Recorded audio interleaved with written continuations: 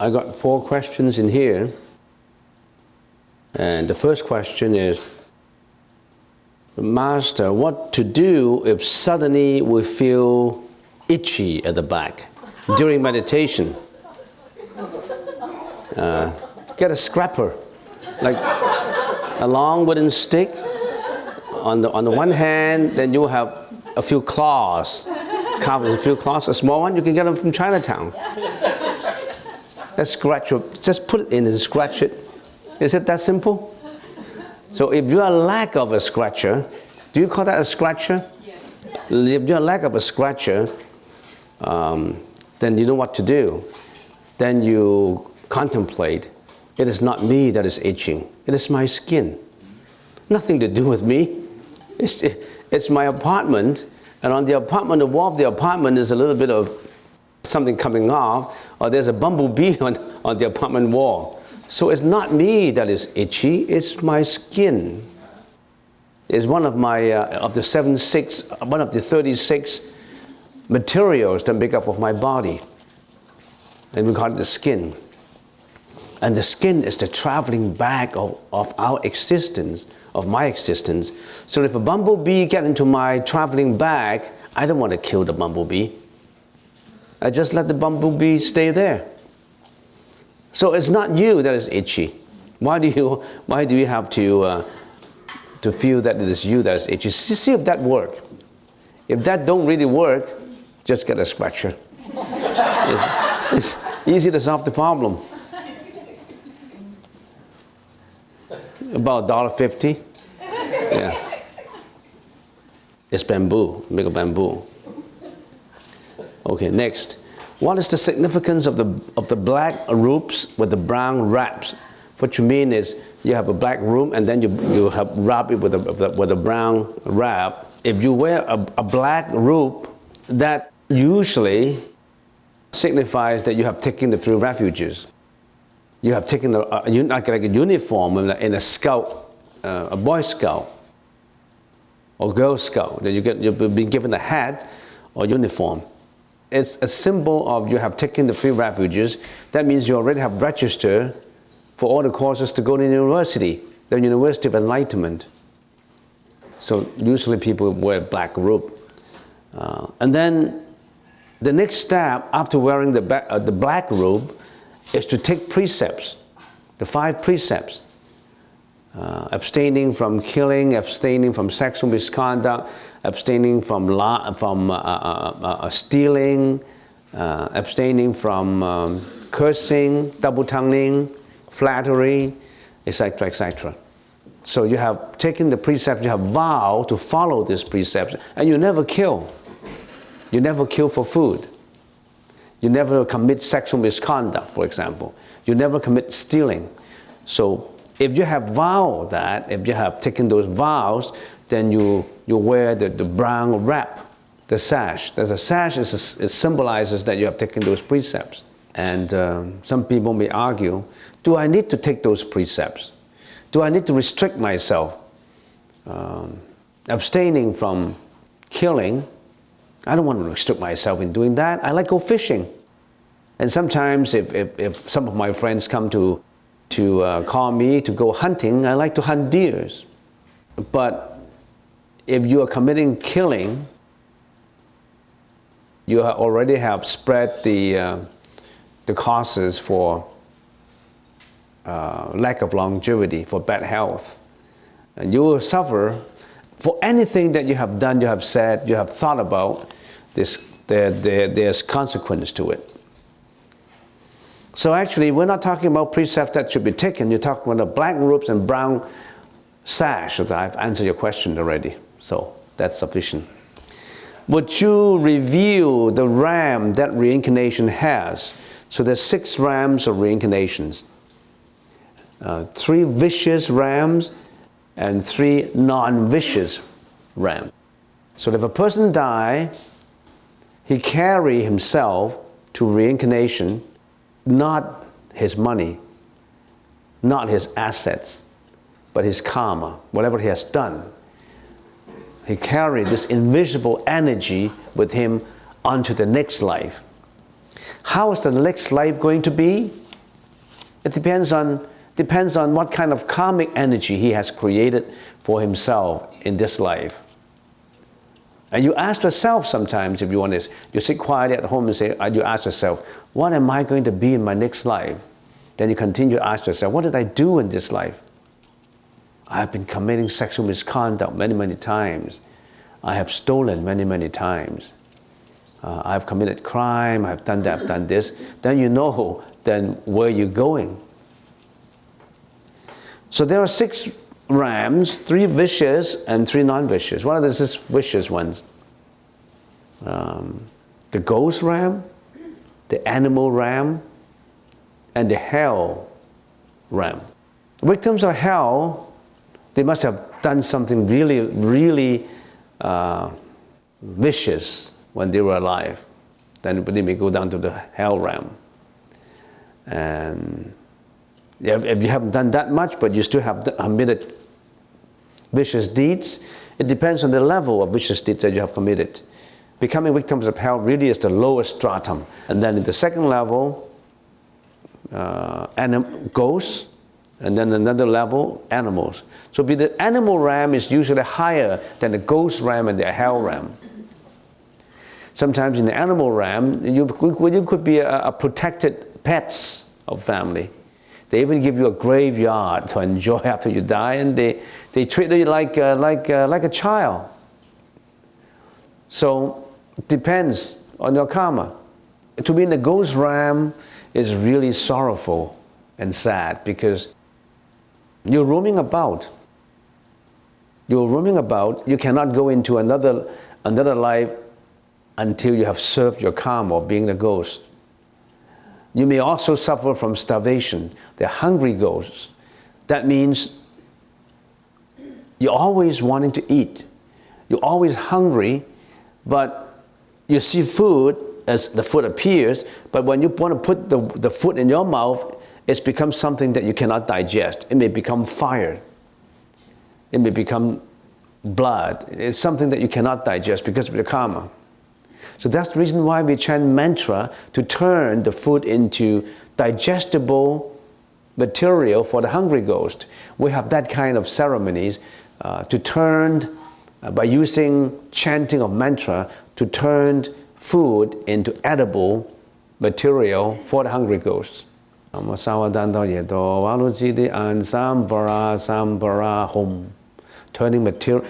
food, turning water into drinkable, turning food into edible, using the power of the mantra and using the power of your compassion. And sometimes a mindful mantra can turn food into edible products to the hungry ghost. And there are sutras written that way. And there are also ghosts wandering about in various places for centuries, still thinking about their families, yet they cannot meet them again, and they're always roaming about in loneliness. So those are the 3 vicious rams. How about the 3 non-vicious rams? The God's ram, in other words, your sentient beings in heaven. They're all gods. They're all devas. They're all devas. They're not suffering from starvation. They enjoy. They have much higher enjoyment than the human ram. So those are the devas ram, or God's ram, and some people call guardian angels ram. The highest level in the non-vicious ram, or the benevolent ram.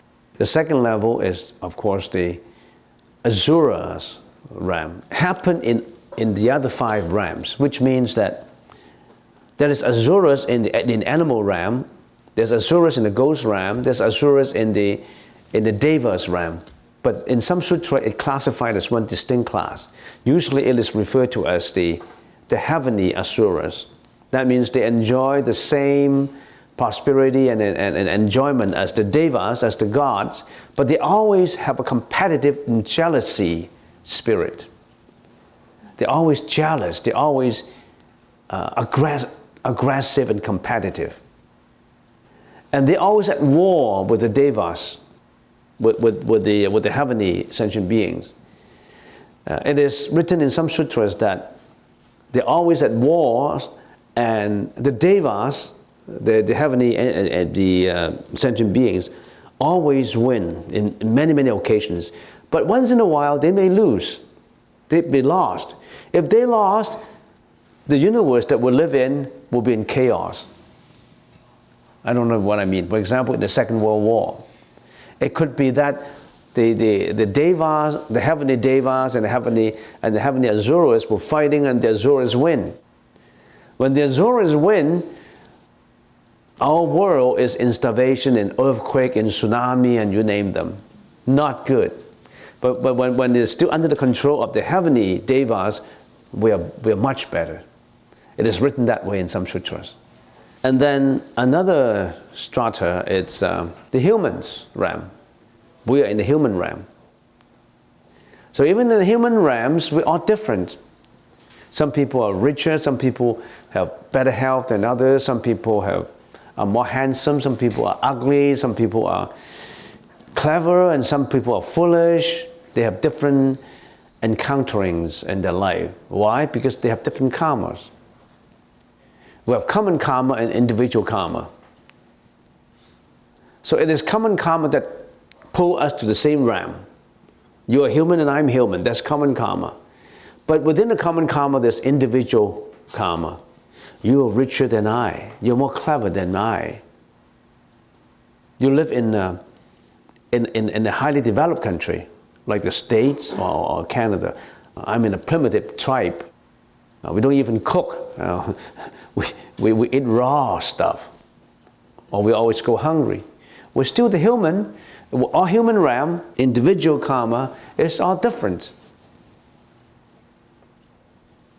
So those are the 6 realms, and those are just a brief outline, a brief summary of reincarnation. When you know something, know a concept, you have to know what that concept leads you, how that concept educates you to think and to lead your own way of life. It's not just, oh, reincarnation is like this, or it's like an essay that I read. Then after I read the essay, I put it away. It's not like that. You have to think, what lesson do I learn by knowing this? If I know reincarnation, so what should I do to lead my own life happily? How? Well, that takes another 1 to 2 hours. So we're not going to talk about that, but suffice it to say, that's reincarnation. Some people ask me why I don't eat meat, what I can tell them to help them to understand. Yeah, they ask all kinds of questions. I remember many years ago, more 30 years ago, I was still 30 or 35 years, I was still eating meat at that time. And later I decided that I should be vegetarian. And then I met my colleagues and fellow students. They always ask questions. Usually the first question they ask, I said, well, you become a vegetarian? I said, yes. The first question they ask is, why? That's the first question. Why do you have to become a vegetarian? It seems that you're suffering if you're a vegetarian. I don't know who is suffering. Eating the dead body of a corpse is enjoyment. Eating the dead body of a cow, of a pig, of a chicken is enjoyment. I don't think so. And people will say you're eating the dead body of a plant, a cabbage. What difference does it make? Well, I think it's better. It's easier to swallow. And also, if I eat a plant, a cabbage, it has millions of seeds that you can replant. If you eat that dog, that cow, it can't reproduce anymore. That one can. So I'm not eating I'm not eating the offspring of the cabbage, because there's millions of cabbage from the seeds. But if I eat this, it's gone. And also, if I kill that cow the cow has feelings. They have maternal love, fraternal love. They have mother, they have family members, and they love each other. And why do I have to make them departing each other? They have feelings. And then some people argue that, how do you know plants don't have feelings? And then I say, how do you know they have feelings? Tell me. Did a cabbage tell you, I have feeling, don't eat me? So you're contradicting yourself by asking the same question. What can I tell them to help them understand? Compassion. Well, I already have told you how to talk to them, right? I've been talking for the past 10 minutes on how about these things. You don't want to kill animals for food. You have compassion. You have mercifulness on living animals.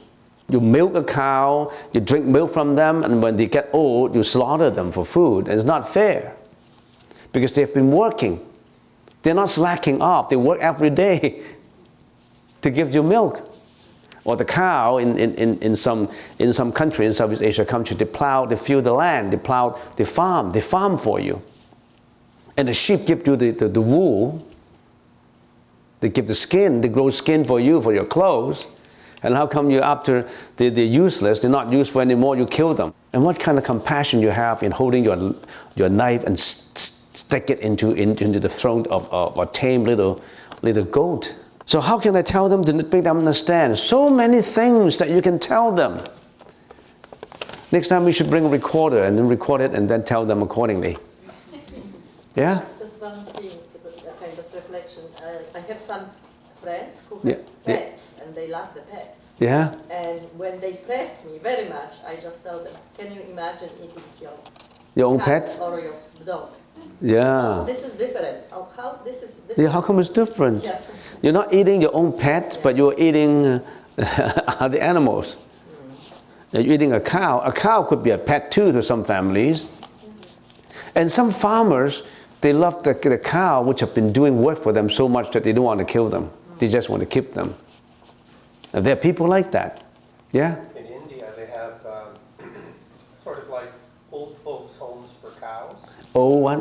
Old folks' homes. Oh, yeah, in India. Oh, good. And they allow them to wander through the countryside, but when they get really old and frail, they take care of them really well and then allow them to live in dignity for the last few years of their life. Yeah. Sometimes it's hard for people to understand compassion for animals like that, and it reminds me of a joke about a farmer who he was riding on his tractor, and tractors are sometimes very tippy on unlevel ground. The tractor tipped over and trapped the farmer underneath. He couldn't get out. Yeah.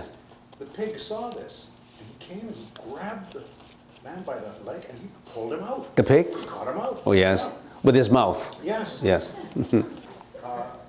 So one day a stranger comes by, and he sees the farmer, and he sees this one-legged pig. Yeah. And he says to the farmer, how is it that this pig has one leg? And the farmer explains, well, that pig saved my life. I was trapped under the tractor, and that pig saved me. Well, how come he has just one leg? Asks the stranger. Yeah.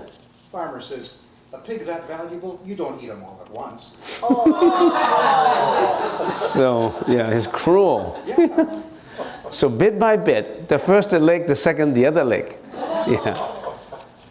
So he's forgetful of what good deeds that the pig has done for him. Yeah. Not much compassion. Yeah. Yeah. What a story. Yeah. Yeah. So, yes? I once met a cow. A friend of mine whose dad had a farm outside Calgary. We went to visit, and he told me, he was showing me around, and there was a barn, just had one cow in it. And apparently, he told me that before they slaughter the cow, they put them in the barn and feed them grain, and so that it gets fat. Yeah. And so the cow can't move. Yeah. So just fatten them up, so the meat is tender. Yeah. So the cow had a name. I can't remember what the name was. Yeah. So anyhow, we came back, and months later, and we were having a steak for dinner. And then my friend said, oh, this is so-and-so's meat. I stopped eating right there and then. Yeah. This is John's meat. So, yeah, how can you tolerate eating meat like that? Yeah, so maybe everybody should be vegetarian now.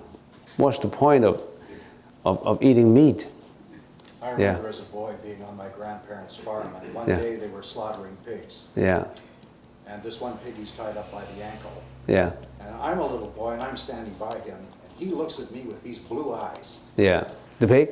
The pig. Yeah. And he knows something's not right. I think he was even starting to cry, you know. Yeah. But I could see, even as a little boy, I could see on that face, he was worried.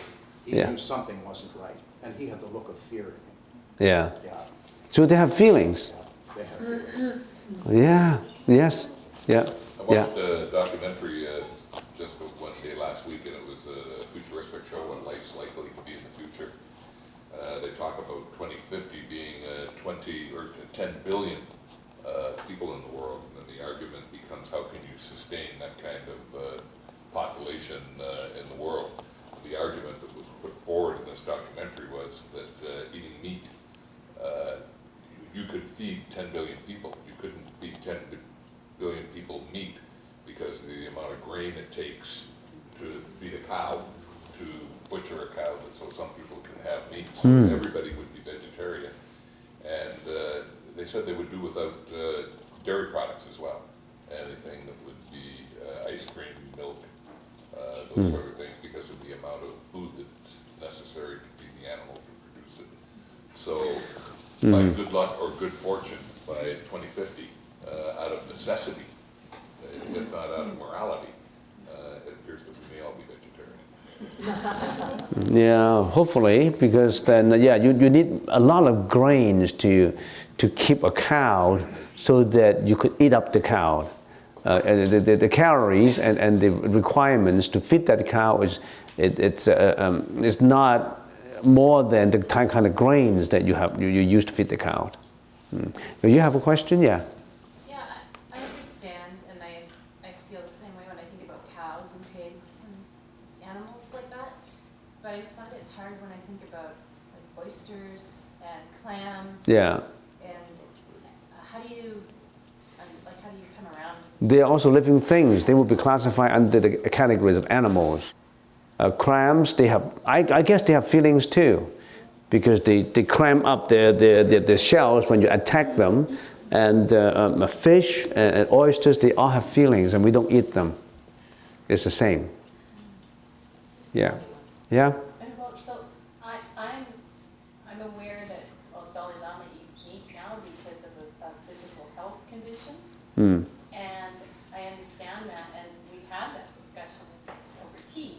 Yeah. And I guess the answer for me would be to acknowledge that that animal gave its life so that you can become healthy or maintain your life. They don't deliberately say, okay, I give up my life for you. I mean, they live, they just want to live. They won't say, well, on the other hand, you can say they sacrifice their bodies for us. That's what you think.